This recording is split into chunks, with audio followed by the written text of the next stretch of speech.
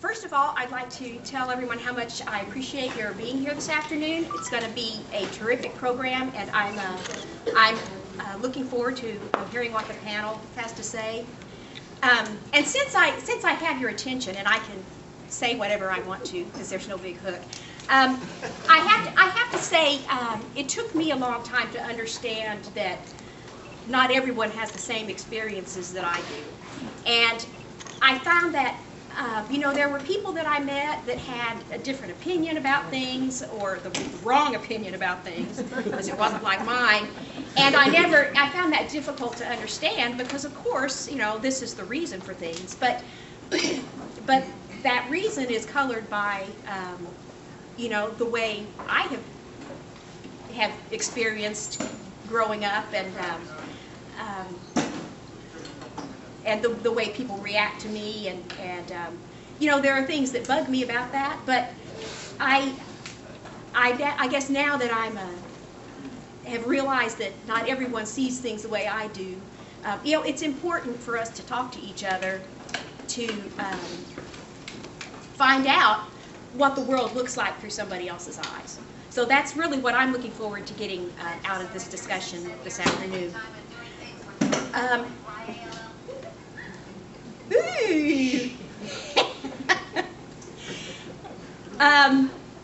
And on that, we are at Balin's Mercy, so we have to be done here at 10 till 3, so that we'll have time to tidy up and put the chairs away. And I'm sure that there's going to be a lot of discussion, and I'd like to invite everyone to join us at La Madeleine in Meyerland afterwards, if you are so inclined and you have time. The address is 4700 Beechnut, and it is on Beechnut just outside the Loop in Meyerland Plaza, and that's La Madeleine. The next thing I have is, yes? Is the microphone on? I don't think it is. No. Now. Oh, that's better. Sorry. La Madeleine, 4700 Beechnut, after our meeting, so we can continue our discussion. We have to be sure to have everything put away by 3 o'clock. So, and I'm sure there's going to be a lot to say this afternoon. Humanists of Houston is a volunteer organization. We don't pay anybody except some speakers. So we rely on people who are so inclined to help us with bringing speakers and with putting on programs. I would like to encourage you to become a patron. Johnny is going to be talking about that, I think, when he comes up here to speak. It's very simple. It's $20 a month, and it's a big help. This is a church, though. If you're visiting, you are not by any means obligated or expected. But if you think that you would like to support our work, you're very welcome to. We also have a long-term investment fund. I think we have around $10,000, $11,000. The stock market's gone up. It's up to 14,000. 14,000. See, we're going to be just like Harvard with an endowment shortly. And the point of the endowment that we're trying to start is to further Humanists of Houston's mission to educate people about humanism. And I think that you know, we would like to use this for things like funding scholarships and potentially having a free thought center for the free thought groups here in town. I'm going to pass around the collection box, which we are so, see, this is what comes from being a free thinker, is you get so smart about these things. We put a lid on it so you could put money in and no change out. And so anyway, again, if you're visiting and you feel like this is something important, you're welcome to contribute, but please don't feel obligated at all. And that's all I have to talk about today. Julie has a few things that she'd like to talk about regarding some volunteer activities, and then we'll hear from Johnny, and then Vic? Mm-hmm. Okay. We'll get it. All right. So here's Julie. Yeah, you better go across the board. Oh, I'm going to start the box. Hi, everyone. Let's see, I think I'm close enough that this thing is picking me up. My name is Julie, and I organize volunteer activities. No. Not enough? All right, we'll get some height. All right, my name is Julie Eversole, and I organize volunteer activities for the Humanists of Houston. And our most recent volunteer activity are some photos that Vic is working hard to bring up on screen, but you may have seen them flashing all during our setup period. We entered a team under the title Humanists of Houston with our logo and everything in a recent fundraiser 5K for the Houston Area Women's Center, which is a long-standing organization here in Houston, a long-standing charity. So it's been at least 35 years. The Houston Area Women's Center has had some incarnation in Houston, running hotlines for sexual assault survivors and domestic violence survivors. They provide crisis counseling to survivors. They provide legal assistance, help to children and teens, community education. They're just a quality organization. I've been proud to be a volunteer for them for years, and I usually do this 5K myself. So this year I brought along a team of people with me, and you can see the pictures of us all bundled up and freezing.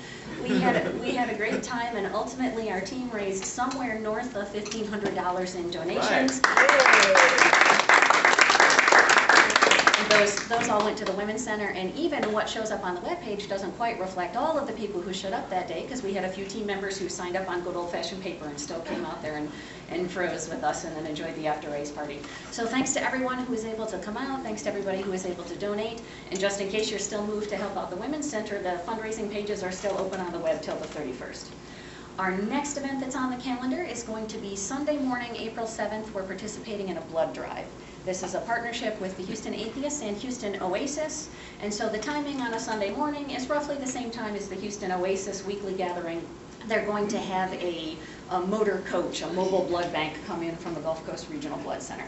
So I hope everyone checks that out on Meetup and maybe signs up and comes out. Thanks, everyone.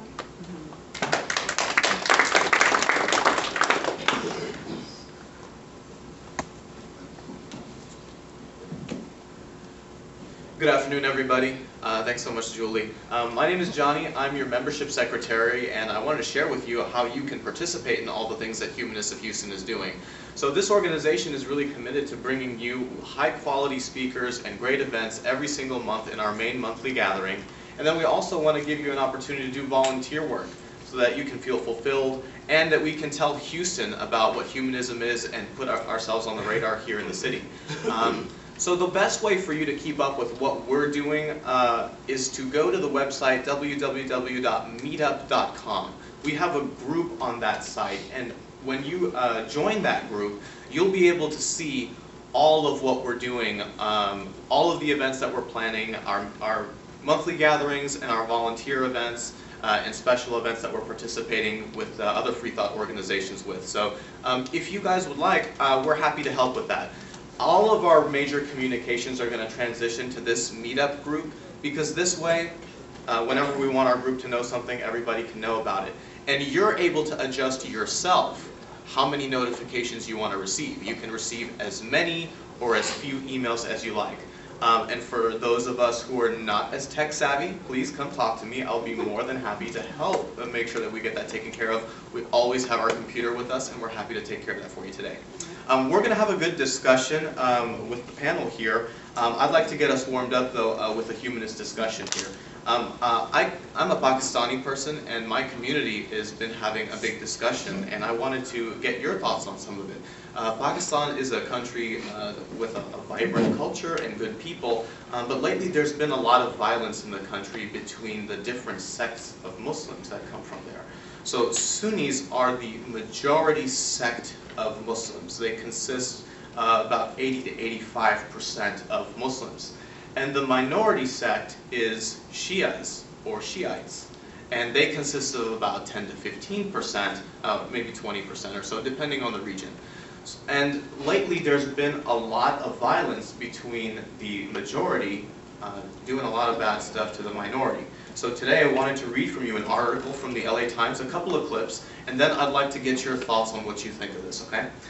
So the LA Times writes, "These days, mass killings of Shiites takes place with mind-numbing regularity in Pakistan.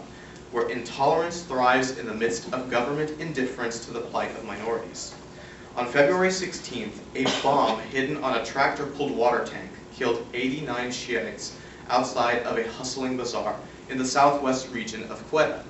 5 weeks earlier, in the same city, twin suicide bomb blasts at a billiards hall in a Shiite neighborhood resulted in more than 90 deaths. And on Sunday, a massive bomb blast ripped through a Shiite neighborhood in Karachi, Pakistan's largest city, killing 48 people.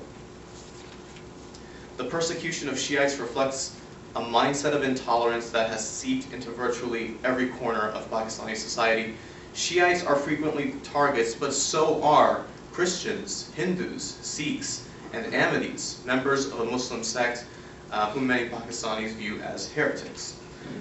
On a 3-bus caravan on August 16th, a band of 40 heavily armed men waited until the vehicles heading from Rawalpindi to a store slowed down for a sharp bend on a treacherous mountain road outside of the Gilgit region, and men dressed in camouflage were armed with 47 rifles, pistols, and grenades. After they separated the old men, women, and children, the assailants checked the national identity cards to single out those with common Shiite names. And passengers that were believed to be Shiites were ordered to one side of the road and Sunnis to the other. Sunni passengers were then asked to point out people who they thought were Shiites. And many could have done so. They came from the same village, yet many refused to cooperate, which survivors say saved the lives of 10 people. One college student named Mustafa openly defied the gunman. He said, "Why are you doing this? Why do you want to kill these people? Islam doesn't allow the killing of innocent people." And the victim's brother, Muhammad Iqbal, stated this account given to him by the passengers. For speaking up, Mustafa was put on the side of the road with the Shiite passengers, and he was later executed.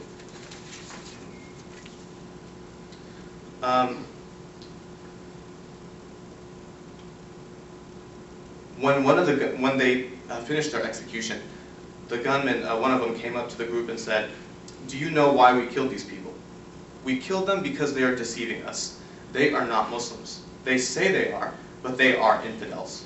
And no arrests have been made. So my question to you guys today is, how do you feel as humanists about the situation in Pakistan? And what do you think is an appropriate humanist response to this situation? What I'd like us to do is, groups of about 5, hoping you can get together, please introduce yourself to your fellow humanists, and let's answer these questions. I'd like to get a couple of ideas from you guys when we're done, okay? Thank you.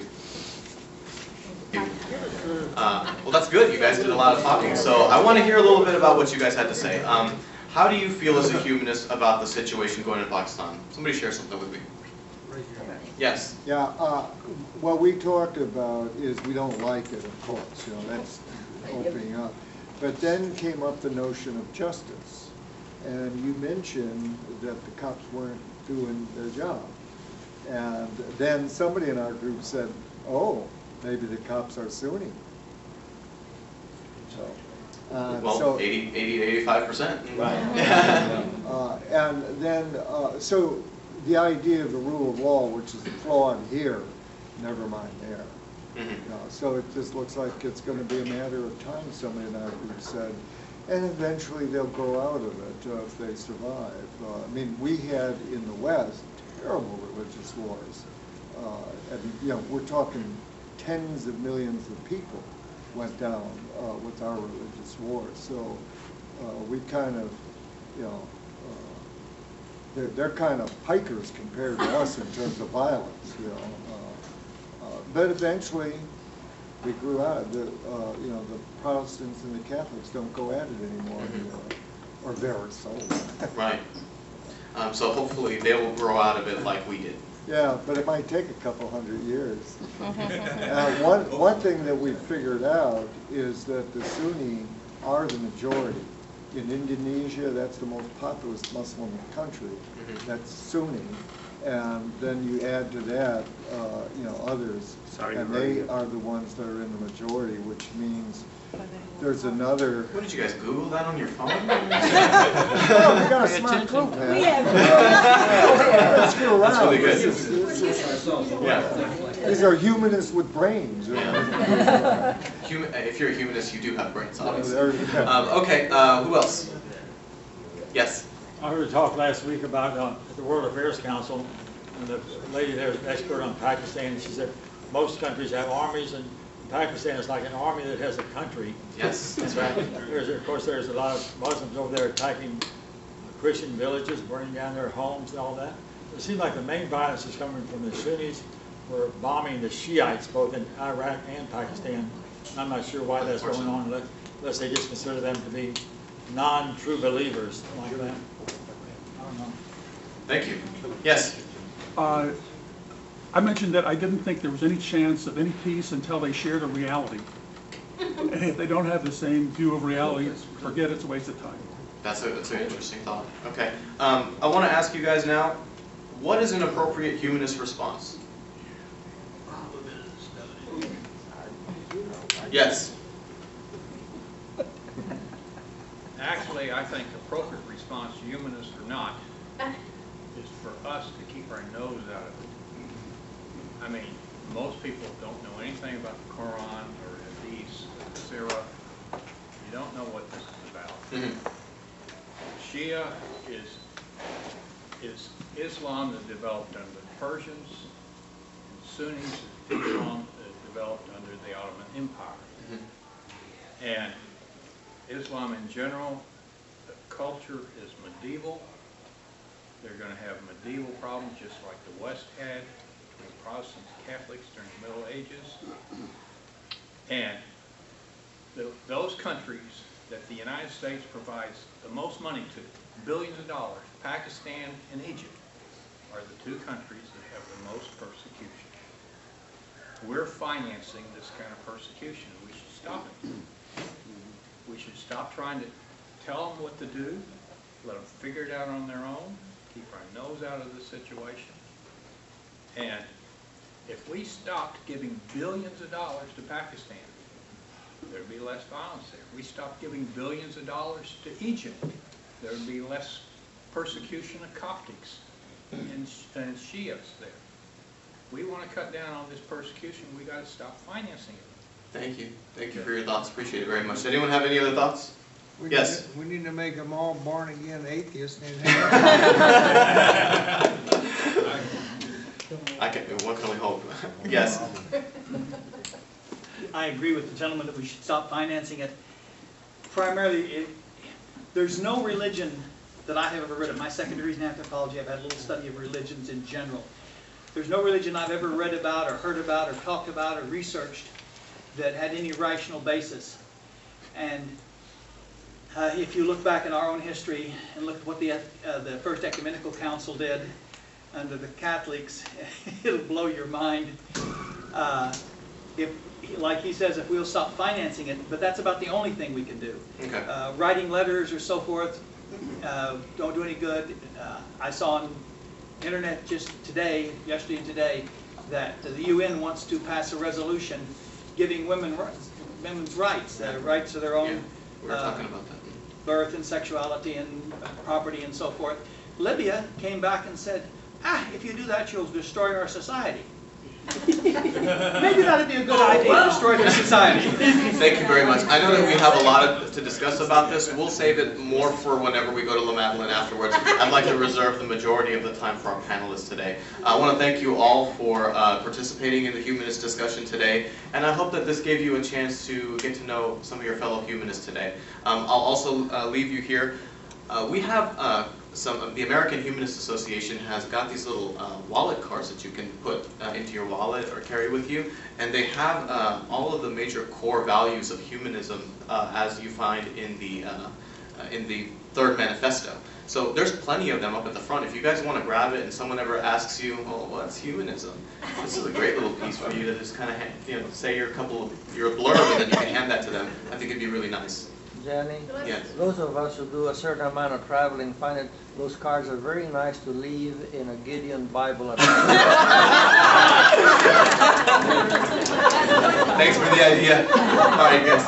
Yes, one last one. We really got it. I should say, you go somewhere, you know, have a nice fine dinner at some place, and then you can do the card saying, you just did business with a humanist. Leave it with the You can kids. use it as creatively as you like. Please feel free to take a bunch of them. We have a lot of them, and I think they're really nice. You guys will like them. Okay, I'm going to have Vic come up and introduce our panel.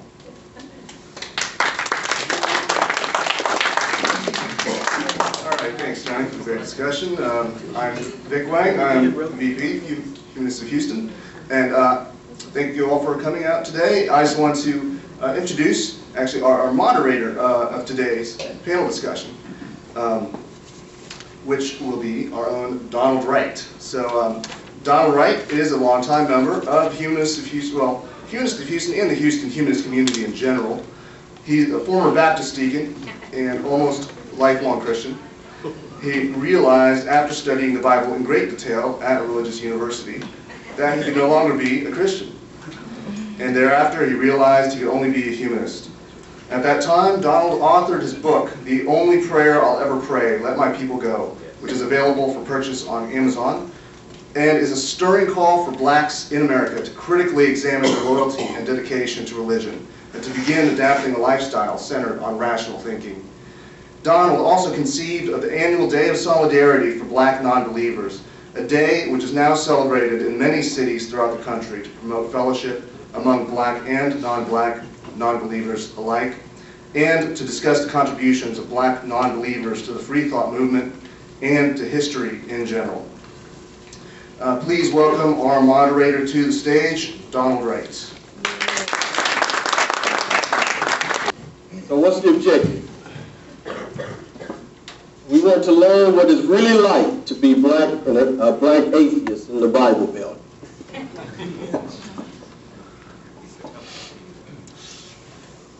Welcome, guys and ladies. It's exciting to see you guys here. Thank you so much for wanting to share this with us. This is going to be special. So just relax. Okay, first thing we want to do is for you all to kind of introduce yourself. And the way you want you to do that is just kind of give us a little bit about your background. Tell us where you're from, how long you lived in Houston area. Tell us about your education and your occupation. You can start, doesn't matter. All right, hello, hi, I'm Deb. I am originally, okay. There we go.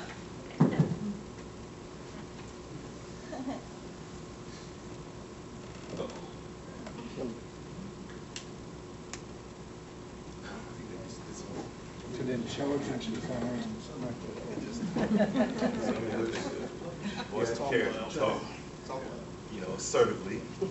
Hello? Okay, there we go. Alrighty, I'm Deb Chen. I'm originally from Jamaica. I was raised a strict Pentecostal. I moved to America about 10 years ago, and I've been living the majority of my time in the South. I've been in Houston for 2 years now, and I've been an atheist for about 4. So I'm sure as the day goes on, you'll learn more. Education and oh, I'm sorry. I went to the University of South Florida and majored in business. Okay. Occupation? I sell unmanned submarines. I work in the oil industry. RV, yeah. Unmanned submarines, that's just cool. All right, I am Jason Wynn. Most of you knew me from the Day of Solidarity. I was there, and let's see, it happened on the eve of my birthday, because my birthday was February 25th, so happy birthday to me. 42 years of age.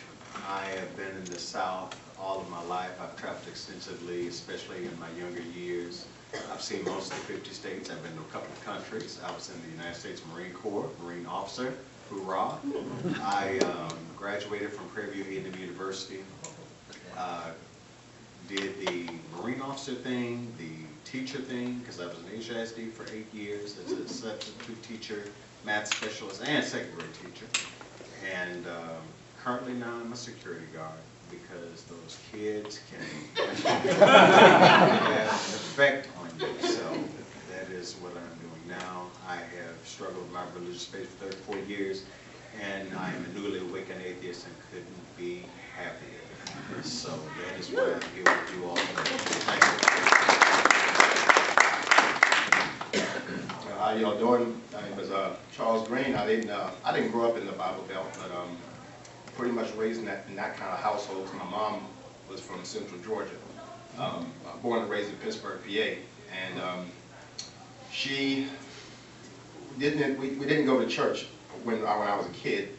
My mom pretty much abandoned church when she left home. And Charles, we're going to get to that in a second. Just give me occupation and education. Okay, there's a reason for this moderator standing here. Right. Gotcha. Anyway, I've been living in Houston for about 10 years. I'm an electrical technician. I work for Oil Drilling Equipment Company. My background, education background was I was a associate's degree in electrical technology, and I learned when I was in the military. I was Air Force for 10 years, and been to most continents. And with the job I have now, I also travel a lot. So been to brush up against a lot of different cultures, a lot of different religions, things like that. So I really has expanded my horizons, and I enjoy it. And so we'll go more later, hopefully. You guys hear me? My name is Miguel Cassette. I'm from Cincinnati, Ohio. I went to the University of Cincinnati as a chemical engineer, and I work for Dow Chemical. Been in Houston for about 4 years. I'm a recent, I used to be a black Muslim, and I deconverted last year. I actually contacted Donald, who told me about the Day of Solidarity, so that's where my journey began. So just glad to be here today. Good evening, afternoon. Like two of my fellow panelists, I'm a veteran of the United States Army, 8 years as a medic. Originally from probably one of the, I think, top 5 most religious states, Louisiana, southern Louisiana. There's a difference. And happy to be here in Texas. Been here for about 10 years now. Hey, I'm Andrew Ricks, and just to get the basic biographical information out of the way first. I graduated from University of Phoenix, degree in information technology. Oh, Mike. It doesn't matter. People can hear me. Okay. So the mic is flaky. Mic is back now. Okay. So I was born and raised in this area. You all may have heard of Dickinson. If you haven't, you've surely been through it on I-45 South. And whenever you go to Galveston, you go right through it. Yeah. You're not missing a lot. But anyway, that's where I'm from. And I came to terms with my atheism probably 22, 23 years ago, something like that. It's been a while. That's my next question. So, okay. All right. I'll stop. Okay, but stay there. Okay. The question is, how long have you been a non-believer? And briefly describe your journey away from religion. Okay, well, just like most of us, I was raised, as a Christian. And I believe there's a point out, I was probably propagandized like everyone else. But I think for me personally, I think there was always a little kernel of doubt, even when I was a child. And the example I use is a story about Noah's Ark, and him having the 2 animals supposedly for 40 days and 40 nights, and the predators that eat the omnivores or whatever, or the vegetarian animals, and I thought that was interesting, But eventually, by me reading different authors, like some of the philosophers, Voltaire, Nietzsche, people like that, they were atheists, and I just started giving into that little kernel of doubt I had. I just let it grow, and it got to the point where I couldn't deny it anymore. I just had to tell myself, I don't believe this. I just think this is probably history's greatest scam in progress. It really works well. And I just came to grips with it, and nothing really happened. I mean, lightning didn't strike me. A valley didn't, chasm didn't open up in the earth and swallow me. So that's about it.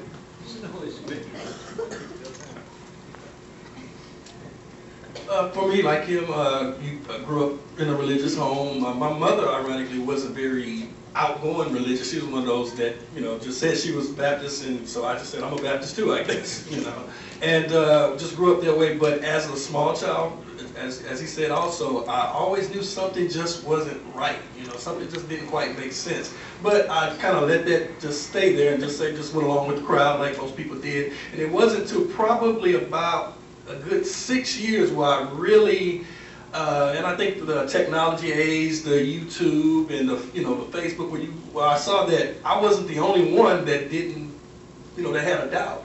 And in the black community, it's something that's not very prevalent. So it wasn't until, my travels with the military that I started to see other groups of people, other cultures, and then I started to say, well, wait a minute, this whole continent or group of people believe something totally different than I was taught. And it made me question it, and now that I was able to do research, like you say, you start to read authors, and you start to say, wait a minute, it's okay to maybe question. And once you get over, for me, the fear of questioning, because I was like, he said, I can't think that. You don't even think about not believing in a higher power. Once you get over that, then for me it's easy. Then it just becomes logic. And once, logic, it's either this or either that for me. That's how I did it. Yeah, like I said, this was all pretty new to me. Just last year I actually deconverted, and I came from a black Muslim home. My grandparents, they grew up in the age of the Nation of Islam, so they've seen Malcolm X, they've seen Elijah Muhammad, and that's the era that they grew up in. And of course my mom came up in that same era, so me and my brothers, we grew up as Muslims. I've always been kind of a skeptic though. I used to go to the masjid, we prayed and we listened to the imam and we read the Quran and whatnot, but for me, I always questioned, I always left there just with something, it just didn't feel right to me. And so as I got older, I found that I was okay with believing in God, but not necessarily the religious piece of it. And so I went to college and whatnot, and that was fine for me. I just believed in God, and that was okay.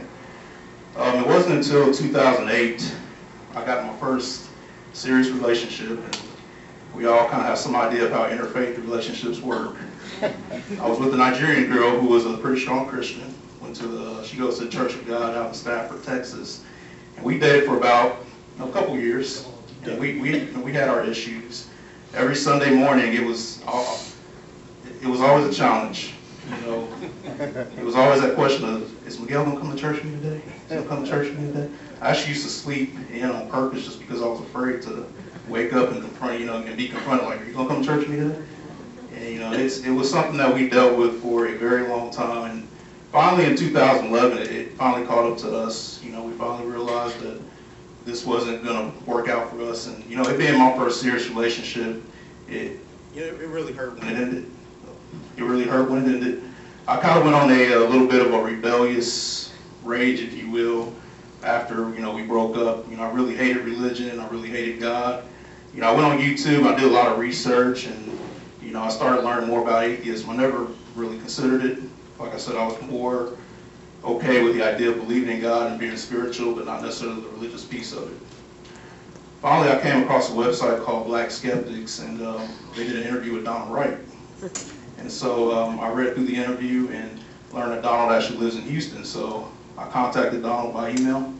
And actually, everything I just told you now, I wrote in this email. It was about 5 paragraphs long. I'm sure when Donald read this, he's like, who is this random guy telling me this random story? So, but he did email me back, and he did ask if we could meet up one time. And he actually told me about the Day of Solidarity last year in February. So that's where I met a lot of you last year. And since then, I've pretty much accepted that I'm a full non-believer. I don't believe in God. There's really no reason for it.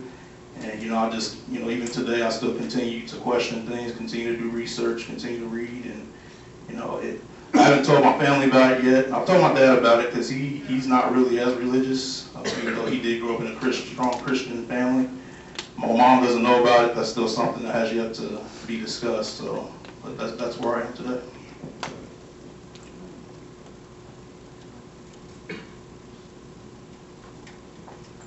Well, my journey was very, very short. I was luckier than a lot of people because I never believed it from the beginning, even when I was a kid. I never believed any of it.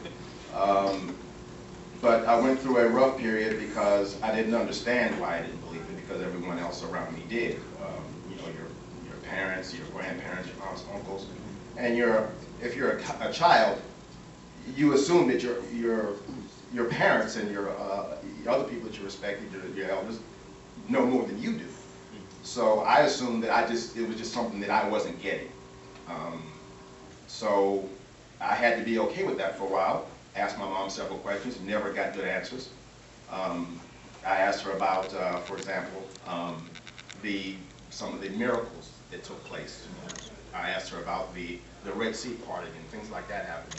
I asked her, why aren't these things happening now? You know, and my mom told me, well, they are happening now. We just don't know about them. I said, okay. And I said, well, if we don't know about them, how do you know they're happening? That's when I got hit with a spoon. And I said, okay. She told me I was too young and I would understand it more when I got older. She was right. When I got older, I decided to do some more reading. I said, well, if I'm going to learn about this religion, I need to read about it. And I did. And before I was a period, I was a Christian wannabe. I was trying to understand it and learn it and to believe it like everyone around me did. And it just never happened. And the more I read, the more it was just confirmation that my initial gut instincts about all of it were right. So from that point on, I just continued to read and kind of discuss things with my family. Some of them are okay with my thoughts. Most of them are not. Most of them, I've been told I'm going you know where and things like that. So I'm like, well, okay. I don't think I am, but you know. So like I said, some of my family knows. My mom, all she knows at this point is that I don't go to church. She doesn't know anything else. But I've been trying to work my way into trying to discuss it with her. Maybe just kind of asking more questions, kind of like I did when I was younger, to bring it out a little bit, and then maybe just hit her after I asked her a few questions. But I haven't worked my way up to that yet. But anyway, as far as any other relationships go, I really haven't had much problems related to people. I was married for a period. She was a Seventh-day Adventist, born also in Jamaica. Her parents weren't really that strict religious, but for some reason she did, though our relationship didn't start out that way, because she was like that when we met.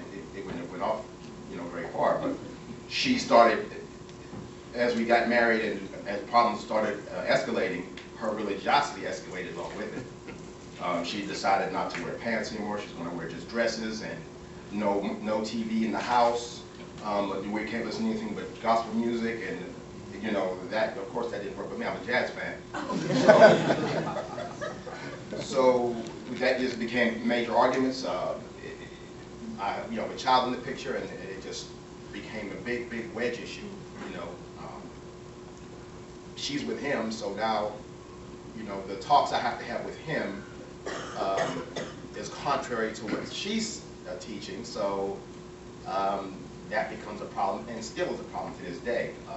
But now that he's getting older, he's getting his own mindset around things, and now he does his own thinking, and his mom doesn't have much to say about it. So thank goodness he does a lot of reading like his dad did. So that's all I had to do was push him in that direction. Just read this and read that, and then you'll see what I'm talking about. So. All right. I like jazz as well. Definitely John Coltrane, Miles Davis. Being in the Bible Belt, Definitely the past is filled with indoctrination, the present is filled with investigation, the future is going to find us with inspiration. I said this before, the day of solidarity, I'm saying it again now, because living in the South, okay, definitely the Bible Belt, definitely Vacation Bible School, definitely going to Sunday school, definitely knowing the 66 books of the Bible and reciting them in front of everybody. Easter speeches, Christmas speeches. Yes, if you live in the South and grew up in the South, you are going to be indoctrinated. End of story. Okay, Jason, let me interrupt you. Yes, sir. Get back to the question. All right. The question is, how long have you been a non-believer? And just briefly describe your journey. My next question is going to get into some of these relationship things. So Okay. be patient, guys. Definitely a newly awakened atheist, because I spent 34 years as a faith believer, and that was a 34-year struggle with believing in those things, and it was very, very trying for me, because I would be in church and just say to myself, there is no way this stuff could have happened. Nonetheless, I would have to force myself to believe. When things didn't go my way because of prayer, I would say, well, you know what, I just didn't have faith enough for it, so everybody else is suffering and going through all of this stuff, so I guess I have to suffer like them. I guess I have to be on the same page as them, but it didn't work. And so that's why I am a non-believer, and I couldn't be happier. All right, I've been an atheist for about 4 years now, going on 5. My journey to atheism has been gradual. I was raised Pentecostal, very strict, no pants, no jewelry, no makeup, church 3 times a week. And I think I started questioning it when I started going to Catholic school.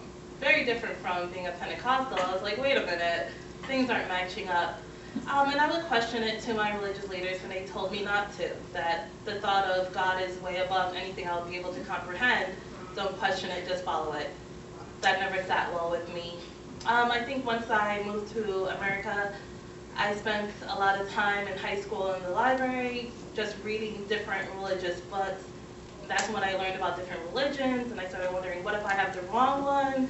Or what if mine is right and all my friends are going to die when God comes? And, you know, I started questioning that.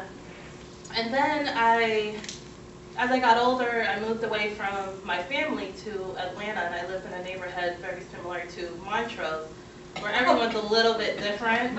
And I started dating a guy who was an atheist. And I was like, what do you believe in? He said, nothing. He's like, I believe in myself and my family and my friends and being good to people. I'm like, how can you just...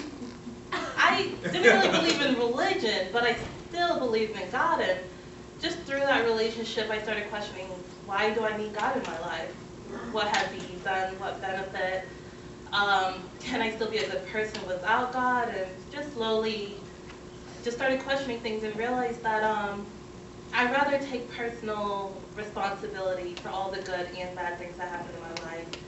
I don't believe in destiny. I believe everything I have is a direct, reaction to the choices I make. And that was fun while I was in Atlanta. Moving here to Houston, it has been a little difficult. My coworkers are very religious. Now I'm here with family. They do not know that I'm a non-believer. Only new people I meet. Most people in my past and my family do not know. So I live, halfway in, halfway out. And my relationships have been very interesting with that, becoming a non-believer. It is difficult, I believe, in the Black community because you're taught that you have to be a good, God-fearing woman to be able to raise good children and be a good wife, so it's hard. Everyone assumes that I'm a Christian, and it's weird to hear that I'm not. So that's just the journey and things I've been dealing with. Well, we'll talk about that a little bit. Just using the word atheist, and talk about your comfort level in terms of using it, and in the case, some of you it may have taken some time for you to be able to use that word. I know it was for me. And then also address again from that perspective in terms of relating to other people and sharing that about being an atheist or a non-believer, particularly in your family. Charles, you talked about a lot but the way in which you can kind of describe the challenge of sharing that, of being particularly being a black person. I feel that to all the new people I meet in my life, as we talk about religion, it's a topic that I'm very fascinated by. I freely say that I'm an atheist. I am a bit hesitant when I meet new black people because not a lot of black people are atheists. It's a term I probably wouldn't use around my parents. I just tell them I'm lazy, don't want to go to church. But when you say atheist, they think of, you know, you drink blood, you kill babies, you hate puppies. That's, you know, so I don't use that term. I just say I just say I don't like church, and I mean that's just what I use. I'm sorry, the latter part of your question was. Well, I think you've kind of talked about it a little bit in regards to relationships and how you don't use that term in your perspective. I feel happier since I became an atheist. However, it has posed very unique problems in my relationships with people, especially just like romantic relationships. It's something that I've learned to probably bring up much later on in the relationship. Because if you lead with that, hi, I'm Debbie and I'm an atheist, it tends to be nice to meet you, I'm gonna leave. But I like to show people that I do a lot of volunteer work, you know, I participate in my community, I am a good person, I love puppies. And I think it usually opens their minds after I tell them. They're usually, you know, more comfortable in talking about it. They see you can be good without God. So now I just try to, you know, deceive them with cookies and cute stuff and warm them up to the idea that atheists can be good people. Okay. Anybody else want to talk about that a little bit? I definitely have no problem with telling people that I'm an atheist. I know my family members think I'm going to hell, but that's okay because what I do, and this is an excellent strategy for those non-believers who are having a problem with identifying themselves as atheists to their family and friends, just let them know that you know about the God that they serve. The God that they serve loves genocide, and he's proud of it. He's homophobic and proud of it. And he loves, get this now, women are really going to love this. He endorses rape, slavery, all those things. So when you bring this to the table and you tell them, well, if God told you to do this, would you do it? Well, we serve a God of love. Well, oh, you must be talking about Jesus. Okay, well, Jesus said he's the same as God today, yesterday, and tomorrow. So guess what? You're still serving the same. No, my God would never do that. Then when you show them the Exodus 21, 20, and 21, when you show them those scriptures that they're uncomfortable with, they don't have a leg to stand on. And you become an atheist into Yoda. They are like, you know what, this person really knows what they're talking about. And how dare I judge this person, say that they're a bad atheist when they know the book that I'm supposed to know better than I do. So that is my greatest strength against them.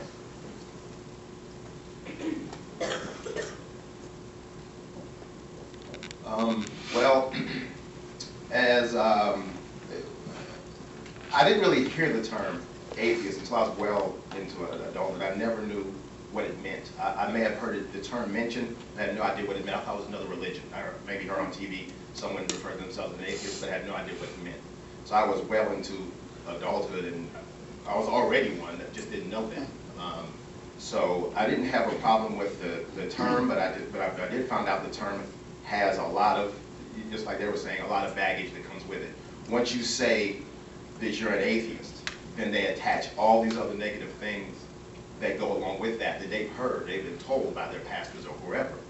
But what I have found is that if you say, well, especially if you're trying to have a discussion with someone, if you tell someone, well, you know, I don't believe this, or this, they don't actually get as offended or standoffish. They're more willing to talk to you if you say, well, really, you don't believe that? Well, why not? You know, instead of just saying, well, I'm an atheist, they say, oh, well, you are. I didn't know that. Well, in that case, you know, you can just take your behind on. You know, I but if you tell them you don't believe this or this, and they will sit there and try to convince you, and you can sit there and try to convince them, and the conversation goes a lot better. I found out. So that's what I generally do now. You know, I generally say I don't believe X, Y, or Z when they bring it up. But as far as having trouble, and I had to struggle myself when I first heard of this meetup group. When I was poking around online and I found out about it, it took me a while to RSVP to come to one. I would go to the website and look at the things that they were doing and things like that. It seemed like that's pretty cool. But the struggle I have, or maybe the struggle a lot of people have, black people have, is that black people aren't atheists. That was the thing that I had to say in my head. Well, you know, black people don't get into this type of thing. You know, so I kind of felt, well, maybe I shouldn't, but I'm interested, but I don't know if I really want to dive into it. So it took me a while before I made the decision to actually go. And then I was worried when I started going how I was going to be accepted by the people that were involved already. Because I knew already it was going to be mostly, if not all, white people at these meetups. And the first one I went to, I was 100% right. I was the only black person there. And and I was a little nervous, and other people around me was nervous actually, because they kind of didn't know if I was there for the meetup. And I can't say who it was. The first meetup I went to, they kind of someone inched towards me and said, "Excuse me, are you here for the atheist meetup?" And they kind of whispered it. And I said, "Yeah, I am." "Oh, good." We don't get any, So I was a little nervous going, and they were nervous to know what's happening. Once the ice was broken. They just knew you were a preacher. Once the ice was broken, I felt a lot better. And I tried to go there to make myself seen, at some of them. And I says, well, I have to be sometimes someone joked with me once or twice and referred to me as the token, because I'd be the only one at some certain meetups. I'd be the only one there. So I said, well, I have to be the only one here, then it'll be me. At least we have somebody. If we keep it up, maybe we'll get more and more and more. So if we have things like this more often, Which it is growing. It is growing. I see more and more people every day. The first Black Day of Solidarity, that was the most. I've never seen that many black people that were atheists in one place. That was my first time. Was the first one when I met you, Don. And that was 2011.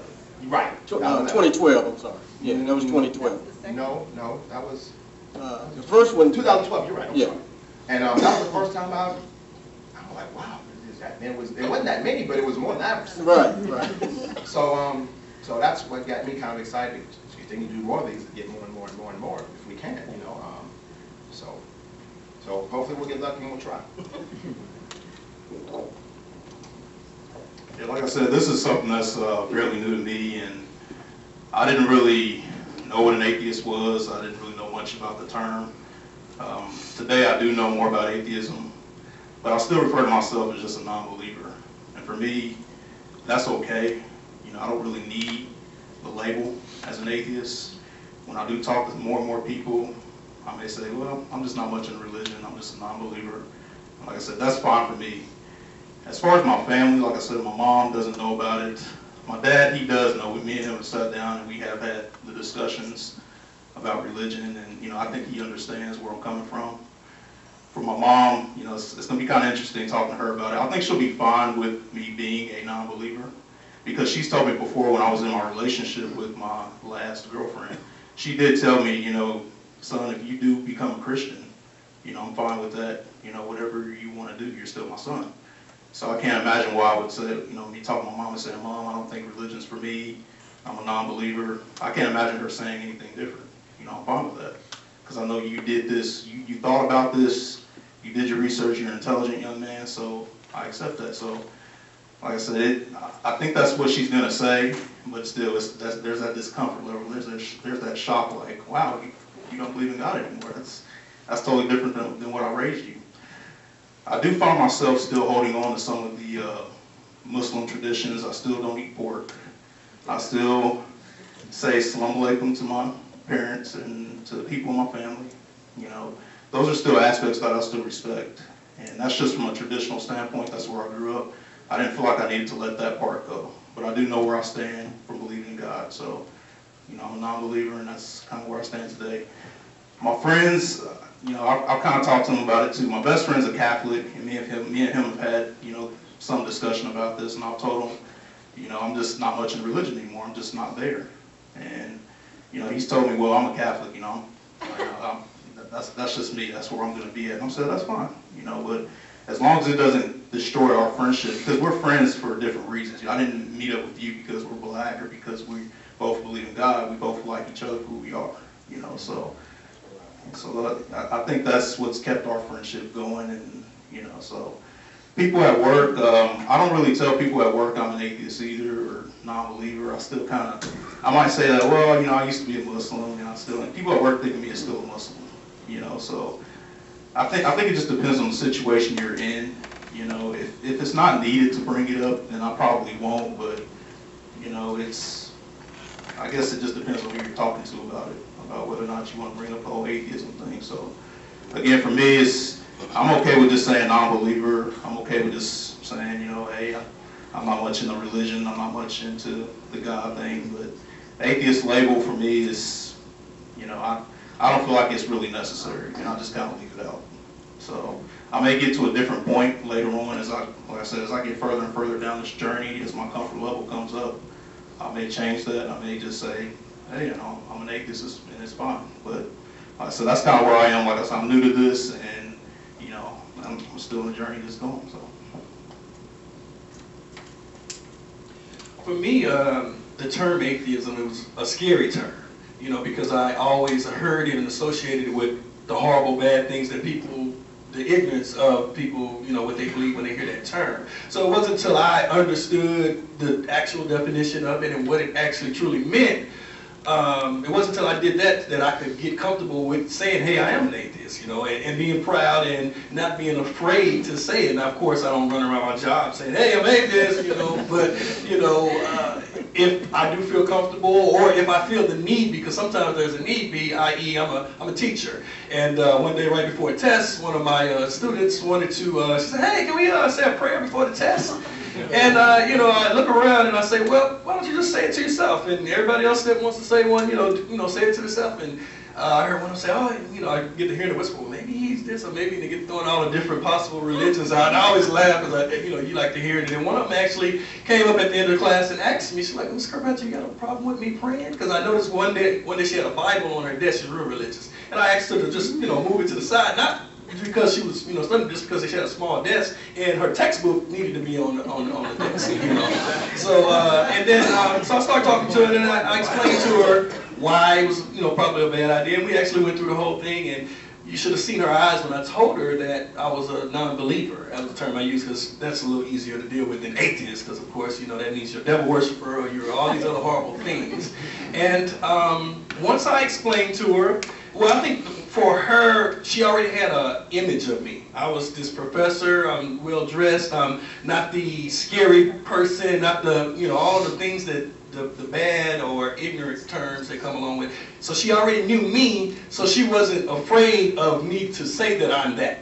I kind of look at it like whenever a person might be, when they're coming out the closet, if they are gay and they feel comfortable and they're able to talk to people about it, and then the person says, well, hey, you know, that's fine, you know, I know you. And so it just depends on who you're talking to and what setting you're in. But the more I educate myself, the more comfortable I feel, the more I'm around people like yourselves and, you know, the panel, the more it feels, it's like a pride. It's kind of like, I feel like, man, I'm lucky I'm not in that mass of people who believe that silliness. You know, I feel so, you know, proud, and I'm like, man, I'm so fortunate, you know, because you still believe that, you know, if you do this, that, and the other, you're going to just fly up, you know, in the sky one day, you know, and that's just completely silly to me, but, you know. You don't feel blessed. You want to use the term? You can use that term. I like fortunate, though. Liberated. I like liberated. Okay, for me, I I do use the word atheist. I'll admit with certain people, okay, mainly black people, when it comes up, I may be a little slight hesitation before I'll say it, you know, like choke a little bit, like I'm atheist, you know, whatever. But I do use it. I feel it's necessary to use it because if you ever go into divested of all these negative things, then people need to see it applied to normal, average people. So I will use it. But much like the rest of the panel was making a note, it's not something I promote either, or just lead with. If it's, you know, appropriate, if we're talking about religion, if I may ask, then yeah, I'll tell them I'm an atheist. I will. I have no problem doing that, even with my family. Now, a lot of my family doesn't know because we don't generally get that deep talking about religion. Like, for instance, my mother doesn't precisely know, and yet I suspect she knows. Because, you know, enough of my family know about me. Mothers always know. They always know. They always know, right. And so she's never explicitly asked me, mainly because I think she's afraid of what she'll get. So, so we just sort of have a benign, I think, acceptance in that relationship. Now, my maternal grandmother, when she was, you know, at the end of her days, like last couple of years before she died, you know, nursing home, it came up, she asked me explicitly about church, and you know, I try to be a straight up honest person, so I said, Grandma, I mean, you do realize I'm not religious, I'm an atheist, and she looked at me and she just shook her head. She said, no, you're not, baby. You know? I said, Grandma, seriously, I don't believe in God. Yes, you do, baby. So I said, okay. So I can rest easy. I came out to her, I told her, she wouldn't accept it. So I'm good. Okay. Okay, this is part of the panel. You all can decide if you want to participate in the answer, but the requirement is 1 minute. Keep your answer to 1 minute. Okay? Here's the question. Why is religion so prevalent in our society, especially in the black community? Okay, I'll give it a go. I would think the primary reason why it's so prevalent in our community, you have to look at our history in this country of racism, the way that most of us came to this country as slaves, you know, involuntary immigrants. And the church and religion was, I mean, that was our foundation. That was what sustained us. And then you look at the civil rights movement. I mean, religion and, you know, churches intertwined inextricably with our whole history. So the roots run deep, so I think that would be the main reason why, is that it has just been such a foundation, you know, for us and our existence in this country and so forth and so on. So. Basically exactly what he said. I would say when you take a group of people in any society, whether they're black or especially if they're oppressed, and then you take everything from them, they have nothing else. You took their core religion, what they used to believe, and you replace it with something. They gave them Christianity, and that's all they had. So they looked at starving children, suffering, you know, families, and said, you know, it'll be better later. I mean, when you look at your, you know, I find myself when I look at my kids sometimes when they ask for things, or if I can't give them something, I'll always say, well, we'll do it later, whether I plan to or not. That's just to buy some time. So I can just imagine as a, you know, slave, or, you know, looking at my children, or, you know, my family saying, it's got to get better than this. It's got to be something that I can't see that's better. And I think that is embedded and was embedded in the society, and like you said, just passed on from generation to generation to generation to the point where it just became unquestionable. And I think that's probably why you see it so prevalent. I think just like the black church, you know, and one of the things that I actually really liked about being in the Muslim community was it was a strong knit community, you know. The Nation of Islam, when it started back in the day, it was another alternative to religion for black people. It was a chance for us to build our communities. It was a chance for us to come together, defend ourselves, and it was just the community is just the word that comes to mind. And that's the thing that when I was growing up in the religion, it was a very strong-knit community. I mean, there were brothers and sisters there. I mean, that's how we refer to each other, as brothers and sisters. You know, we had our own stores that we went to and supported, laundromats, restaurants. Right. So, I mean, it was a very strong-knit community, and it's hard to get away from that. I mean, that's all you had, just like Jason was saying, that's all we had back in the day, is we had each other in that religious, you know, atmosphere. So, I mean, that's the one thing that I, as growing up, that I noticed, and I think that's why it's so prevalent today in the Black community. Well, I'll give my my grandmother's response. My grandmother said that Jesus got us out of slavery, so that's why we believe the way we do, and we would be to turn our back on him. We'd be turning our back on him if we didn't at least pay some type of respect or homage to Jesus, because if it wasn't for him, we'd still be in chains. And I asked my grandmother, it was a mistake. I said, well, Grandma, if he got us out of slavery, that means he got us in.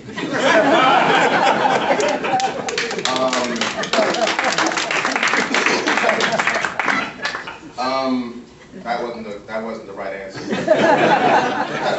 She told my mother after she dealt with me, she told my mother, and let me tell you what your child just said. And then I got to get it from my mother, and then but I felt good about my answer, even though I had to rub little wounds. But I felt good about what I asked, but neither one of them could answer me. Did he not get us into it if he got us out of it? I said, of course not. Of course he didn't. The devil got us in. So, Jesus gets all the credit when there's something good that takes place, but he has no power to do anything to stop anything bad from happening. So I said, well, you were respecting the wrong person, I think. But that's all I have to say about that. 1 minute, hopefully it's up. My grandmother's answer was the first thing that popped in my head. Jesus got us out. That's why it's so prevalent now, and people still believe that to this day. Yeah, it was piggyback what Drew started with. Definitely the civil rights, because when you look at the civil rights from Emmett Till to We Shall Overcome, most of those freedom marches occurred with the church. A lot of the avatars in the civil rights movement came from the church. You had Martin Luther King, you had A. Philip Randolph, who was an atheist, but nonetheless, since he was in the shadow, so to speak, of Martin Luther King, who was a Baptist minister, of course people are going to say, well, Jesus in the church is responsible for our emancipation through the civil rights era. And so that's why African Americans to this day still cling to that old rugged cross and hold up that blood-stained banner, except this one. I believe that many Black people still hold on to religion for the same reason I sought out the Houston Atheist group. I believe at our core we need a sense of community. It's hard when I talk to certain Black people about religion, if I tell them, try to introduce logic, tell them you can't believe in God, I need to replace that with something else. I can't just take away everything they've known for their whole life and leave them alone. Because when you do lose your religion, you are kind of ostracized from your community. Because everything we do was based around church, especially the way I grew up. All our picnics, birthday functions, there was prayer, everything. God was in everything that we did in our daily lives, so to take that away, you lose the sense of your identity. And that's why many cling on to it. Many don't go to church, but they still have to believe in God because it's just deep-rooted in their self-identity. And I think sense of community is huge in our culture, and that's tied into religion. So even though I no longer believed in God, I still needed that sense of community. I still needed to be around like-minded people who believed or didn't believe in what I did. So I think that's why they still hold on to it. Okay, all right, it's about to get good now. Question for the group. Is religion harmful? If so, why?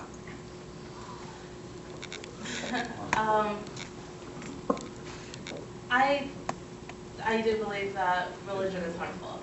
Yes, I believe it's harmful, and I believe because mostly just the things that I care about, women's rights, children's rights, I believe that a lot of the teachings are abusive to children. When a parent says you need to do this or you're going to go to hell, I believe that is a form of child abuse, so I'm against that. I believe religion is very misogynistic. I tell people all the time, whether something comes out and God is real, he could stand in front of my face, I still would not follow his teachings. I would then believe he is a real thing, I still wouldn't follow it because there's nothing in the Bible that's loving towards women. So I do believe that it's very harmful. It promotes hypocrisy. Many of the religious leaders are drunk with power. They care mostly about majority rule. It's a numbers thing. So I don't believe they really care about people as individuals and everyone's well-being.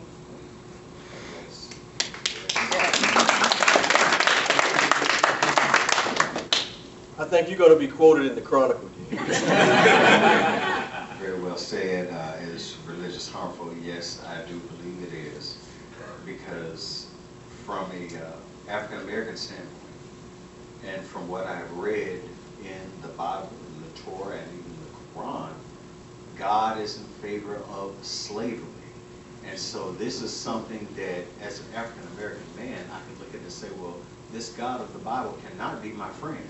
Because why would he befriend me and say, well, okay, Jason, you're my friend, you pray to me, but you have to live as a slave. Or, you know, you have disobedient children, you have to stone them. Or, you know, you looked upon that woman and I blessed your tribe, so go ahead and go into that city, kill all of the people, but leave the virgin girls for yourself. So, yes, religion is definitely a bad thing because you're not basing it on something that is demonstrated or provable. You know, the only thing the faith believers have on their side is faith, and that is definitely believing in nothing, because you are basing this on no evidence whatsoever, and they say we're crazy. So that is why I do believe that religion is very detrimental.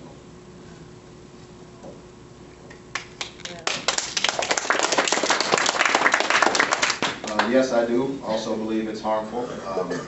What religion does, it offers you, it tells you you have a disease, and at the same time offers you the cure. You know, it deliberately gives a person poor self-esteem by saying, well, whether you know it or not, you're a sinner. You never did anything, but you're on one anyway. You know, to tell someone something like that, but after they tell you you're a sinner, but there's hope for you. But you have to bow down, and you have to obey all these rules, and you have to admit day in and day out that you're a sinner, and you'll never become, you'll never be in the sight of God, you'll never be acceptable. But he'll accept you anyway if you keep praying and you keep begging and you keep asking. So I don't see how, in any form or fashion, this can be beneficial to anyone. So that's what I think.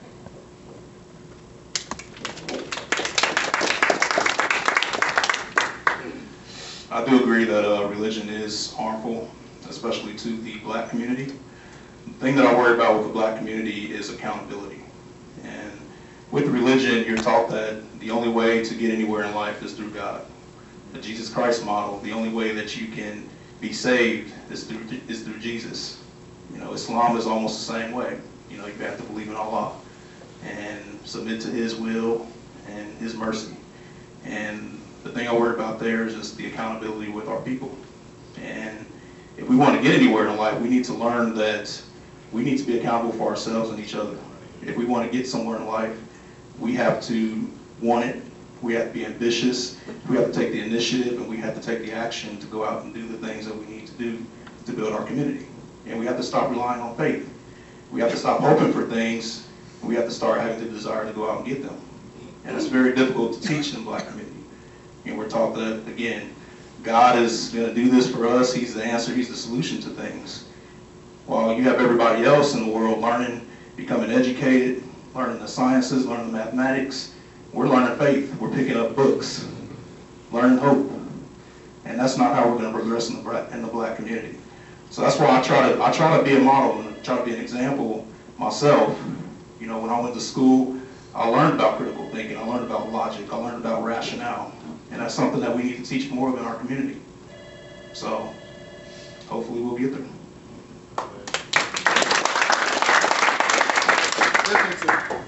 Definitely to agree with guys.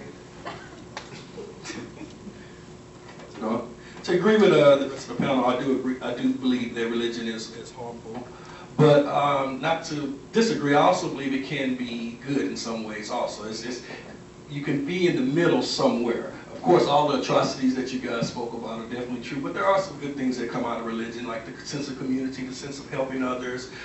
Whether you're doing it, you know, whatever your motive is you know, if you're doing good, whatever the reason why you're doing good can be a good thing. But I definitely agree that religion is harmful. If I had to say, is it more harmful than it is good, I would definitely say more harmful than good, definitely, especially with our history.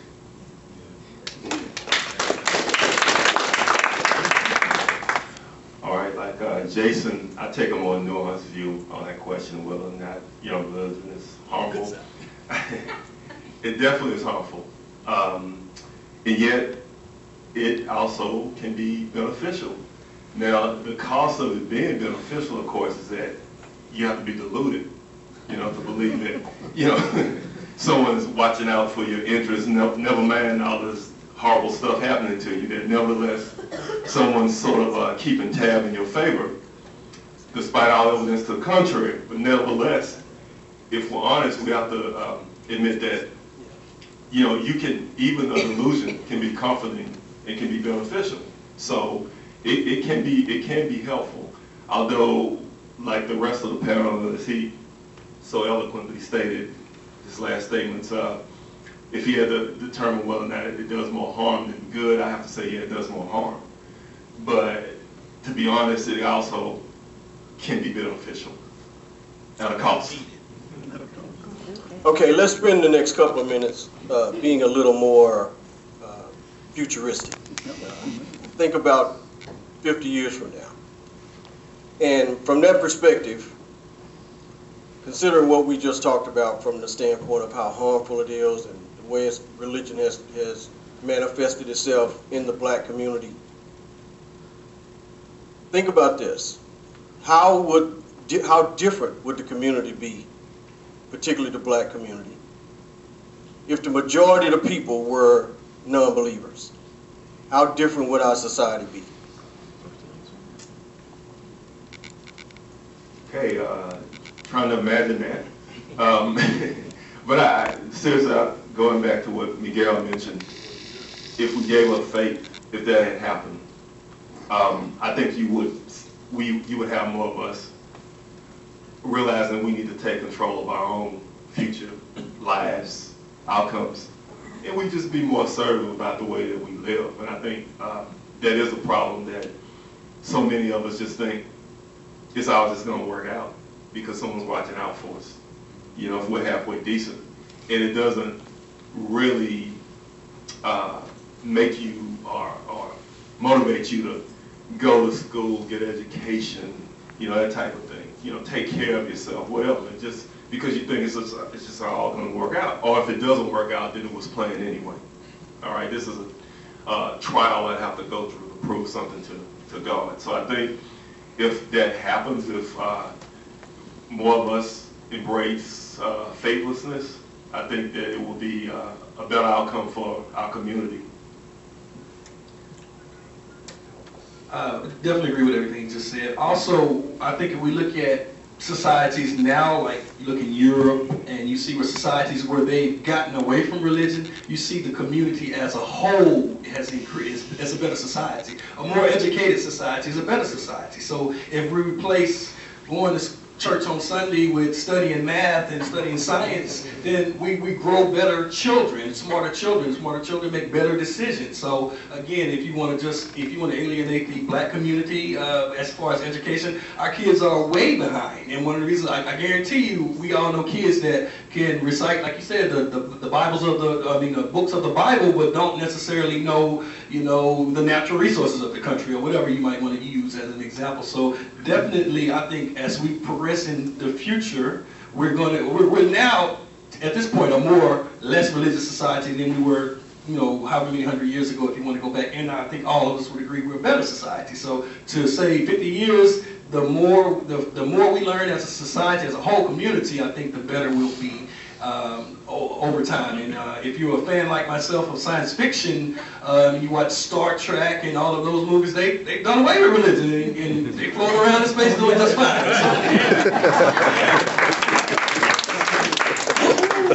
I am a Trekkie.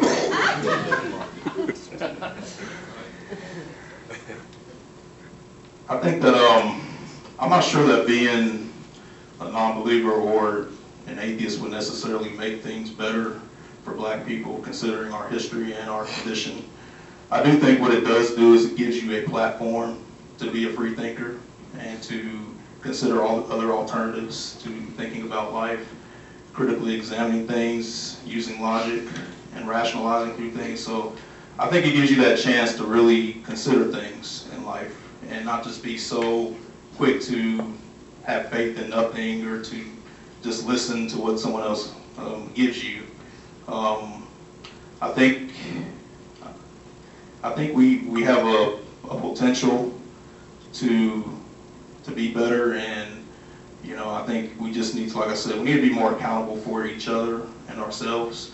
I think that's really a big step for us, and we need to let go of the religious piece of it and just start really critically examining our situation in life and trying to fix it through becoming more educated. Like I said, learning about the natural resources, learning about the issues that we face as a world as a whole. So, like I said, I don't know that it would necessarily help our condition, but I think it's a step in the right direction for us.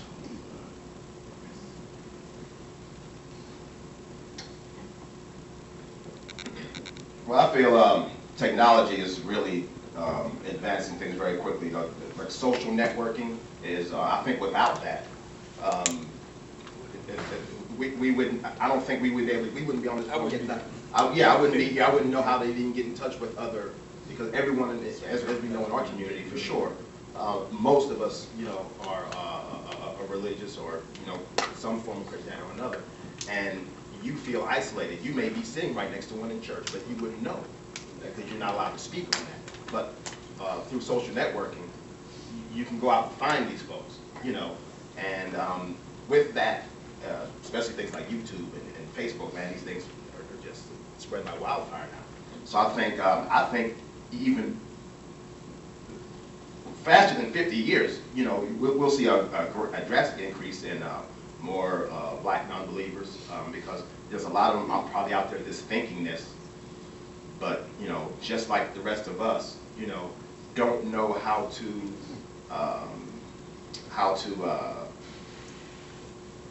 find others, that believe the same thing, or even know how to bring it up to your family and friends. But when you talk to others that that think the same way you do, gives you a little bit more confidence to say, well, okay, I'm not alone. Even if I didn't contact this person no further than just Facebook or on YouTube or what have you, bounce ideas off one another, different situations that folks have been in, and I think it will advance even faster than 50 years. Hopefully it will. 50 years from now? Well, I can say that right now at present, the church is singing its swan song. They don't even know it, but it is a reality. 2,000 to 3,000 churches are closing their doors in the United States as we speak. This is from a Pew Review. So, in about 50 years, we should be seeing the last handful of churches close their doors, and we see humanity excel, because it's going to happen. I mean, they cannot refute the facts. They can, and there are so many within their ranks that are turning into us. So those are two battles they have to fight. They have to fight against us, and they have to go amongst themselves, because there's so many of them that would say, Mama, Daddy, did Noah's Ark really happen? Did I come from a dirt man, a rib woman, and a talking snake, and an enchanted tree? Come on. They're singing their swan song as we speak. So in 50 years, it'll look a lot better. All right, 50 years from now, and the majority of the Black community, or a large portion of us, are now atheists, I think that would be a very great thing for our community. I think it would build stronger, more knowledgeable children and women who feel more empowered and enlightened, because we do know that religion is very oppressive to a woman. You're taught to submit. You're taught the man is the head of your household. I think without religion, they will feel stronger, and that we will have more role models. Right now, besides probably you, there's no out Black atheists that we see are good people and we would want to emulate and be like. So I believe in 50 years from now, 50 years from now, we will have more people that we can mention to Christians that, see, they are good, and we can be like them.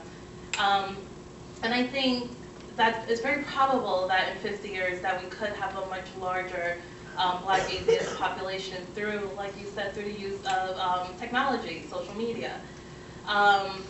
You know, without it, I would have never discovered this group. I have never met another Black atheist until this group. And I don't know any personally in my life, so I don't really know you guys, but I know that we now exist. You know, so I think we'll have a much stronger, more educated community. And we all know once you have more education, your life, your standard of living improves. Okay, we're going to buck the system a little bit. Are you telling me no, Vic? We have a little more time. You want to do? I was just going to do a couple of questions from the audience. Yeah. Ariel, that means you have a question? I have a comment. I want to thank you for putting this together. But I didn't do that. Don't give me that kind of credit. Whoever did your part of it. Vic, Humanists of Houston did this. That's where I'm going. Okay, you know, yeah, I do too. You see everywhere this since 1978. I was one of those. And for years, those of us who've been around for a while have seen this become a white-haired, white-skinned small group. And I've been glad for the last few years to see that the white hair is being replaced by younger colors of hair. And I am very glad to see that the white skin is no longer the only thing around. I thank you all. I embrace you all. Please stick around for years to come. Thanks, Ariel. Really appreciate that. Anybody else? Well, since you're the president, Roxy, I'm gonna defer to. I'm Jimmy John. Jimmy. When I tell people I'm an atheist, I also say that I'm an atheist because I see no evidence of a God, a heaven, a hell, devils, angels, or a soul that leaves the body. They're all figments of our imagination. And what I want to say about the Black people, we all really suffered under slavery, under segregation, and there's still problems ahead. Right now, I think the biggest problem for the black community is education. There's too many dropouts among blacks and Hispanics. We need to teach the young people to have more respect for education. That's the road to getting ahead. Get a high school diploma, and go to college, get a better job, and that's what I wish everybody would really push. Roxy? Well, my question is how to reach out to the Black community, to let people who are in church thinking, this doesn't make any sense to me, you know, how to say, you have an alternative. I mean, 6, 7 people found us, and a few more. But, and to talk about education,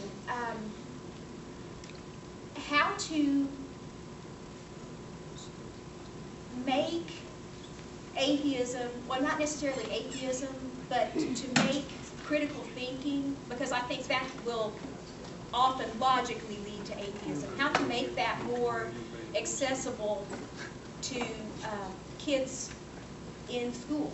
How do we do that? Do we do it politically, or do we do it by mentoring in schools, or what's the solution to that?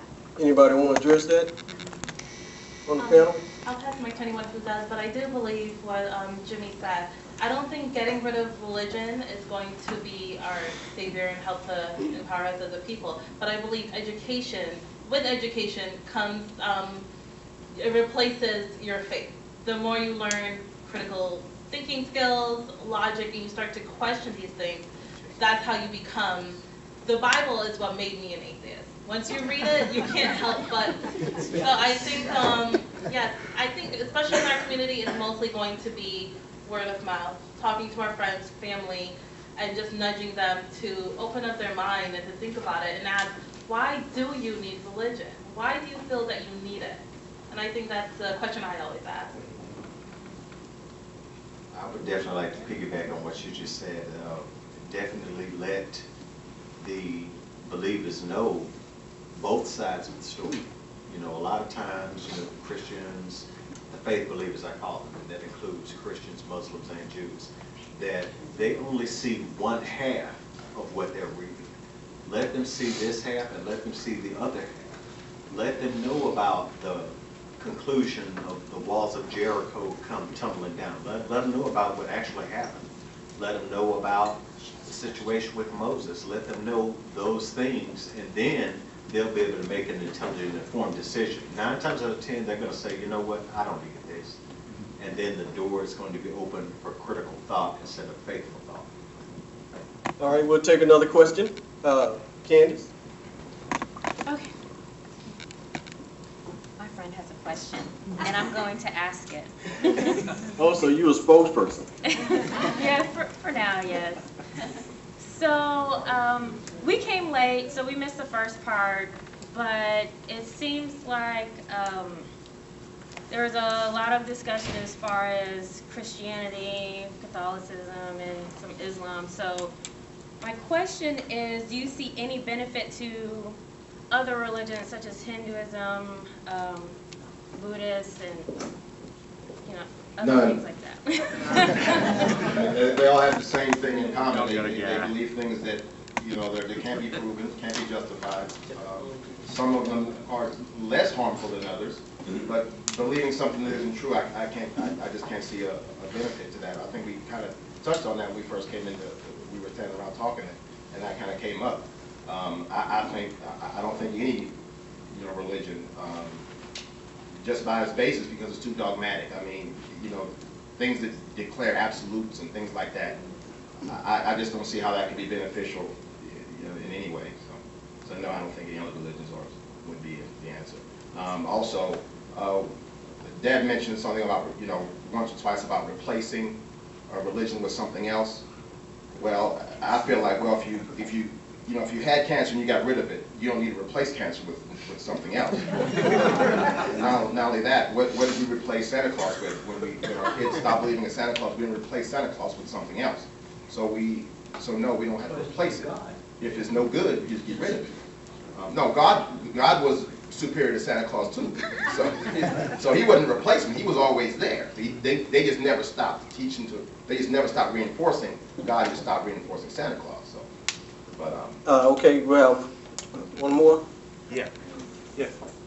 First, I want to say I'm very, very happy today to see a group of African Americans that believe the same thing that I believe. For a long time, I thought I was all alone. I was all by myself, but I'm very happy to see you all. I do have one question. It's about your journey towards non-belief. It goes to the indoctrination of religion. When I had doubts about religion when I was a teenager, but I found myself constantly fighting that doubt to the point where I would chastise myself for having those thoughts, and that went on for a long, long time. Every time I had a doubt, I said, you shouldn't think that, because that's a sin. For a long time I thought that.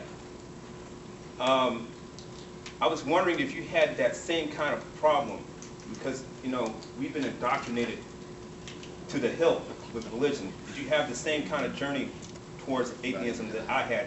And incidentally, I became a full-fledged admitted atheist June 23rd of 2012. You know your freedom, don't you, brother? Welcome to reality. Welcome to reality. And I think, I don't want to speak for anybody here, but I think we all, black, white, or any sect, kind of get there the same way with that initial doubt. When we're young, you may be too afraid, or, you know, like you said, you got hit with a spoon, or you may be too afraid to ask some question. But you know, I think we all kind of make that same journey. Now, some of us get there a different way, faster or slower. But if I can just go back to the question when we were talking about how do we help stop it at its source, nobody mentioned the children. When they're little, when they're very small, give the children the viewpoint to say that, hey, you know, you don't necessarily have to believe. That's what I do with my children. I tell them, you know, I don't want to influence them one way or the other. I just try to give them the option to say that if it doesn't make sense to you, question it. Don't be afraid to question your pastor. I have a daughter, she's 15, and don't be afraid to ask your pastor. And don't allow him to do what was done to me and just say, oh, you'll understand when you get bigger, or it doesn't make, you know, you're too little to understand. Don't give them that cop-out. Ditto.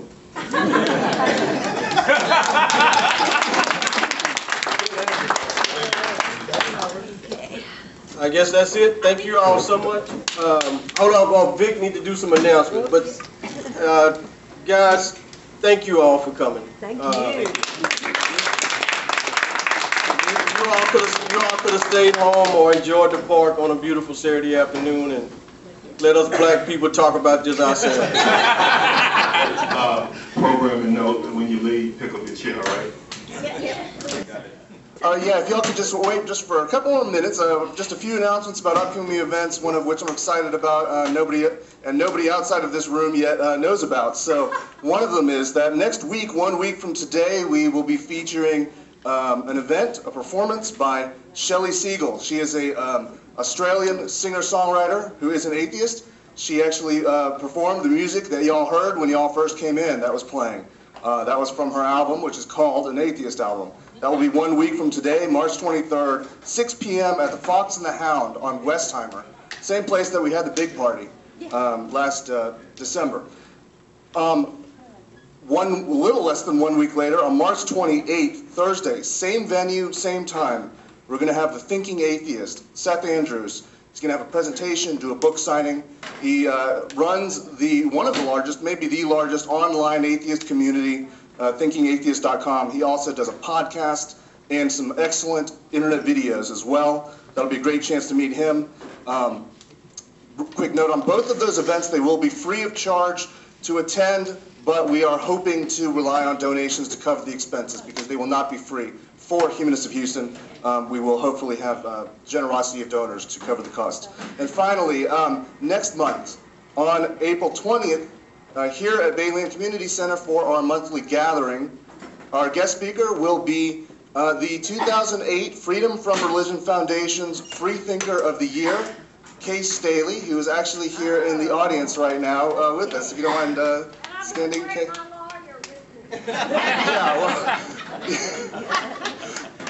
Kay was actually involved, most notably in a case, a legal case against the Harris County Courthouse for Ten Commandments monument that they actually had on government property, and she won, as well as several other cases that she's been involved in, several situations that involve separation of church and state and fighting for everybody's constitutional rights in that regard. So that will be on April 20th here at Bayland. Wow. So, and that's it. If you could, let's give a hand again to the speakers.